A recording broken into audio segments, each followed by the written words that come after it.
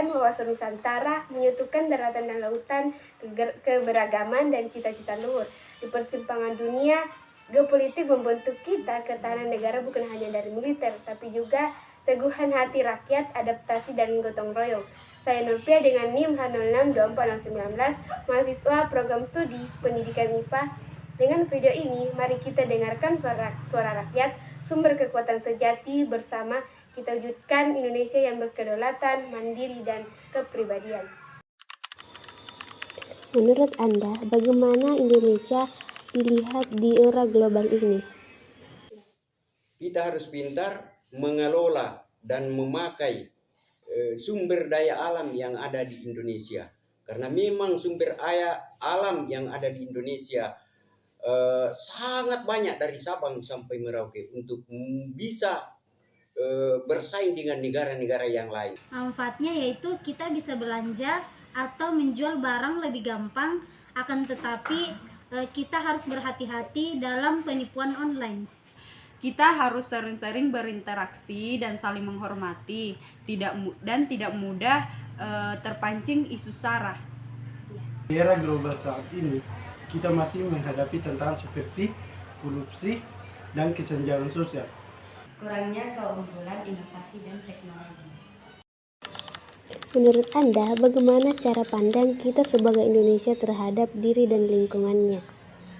Jadi begini, pemerintah harus adil melaksanakan tugas sebagai tugas negara, yaitu membangun bangsa dan negara.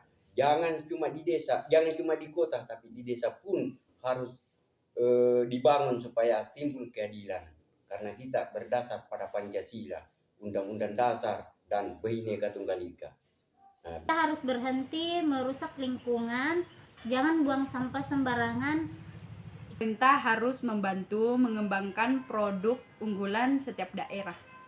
Kita bangga dengan kekayaan budaya, bahasa, suku, dan memperkuat identitas nasional. Tinggi nilai gotong royong dan solidaritas antar orang. Menurut Anda, apa saja faktor yang mempengaruhi ketahanan nasional di Indonesia?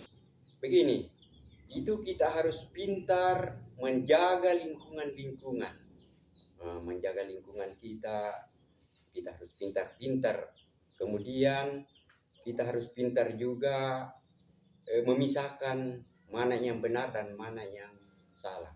Jadi itu berita-berita yang hoax atau berita-berita itu kita harus pintar-pintar untuk memilih mana yang benar dan mana yang tidak benar. Yang paling penting kita jaga adalah kerukunan. Anak-anak kita harus diajari tentang Pancasila dan cinta tanah air sejak kecil. Kita harus sering-sering berinteraksi langsung, jangan cuma di media sosial. Kesejahteraan rakyat dan pemerataan ekonomi yang adil memperkuat ketahanan sosial. Persatuan dan kesatuan dalam keberagaman budaya menjadi kekuatan bangsa.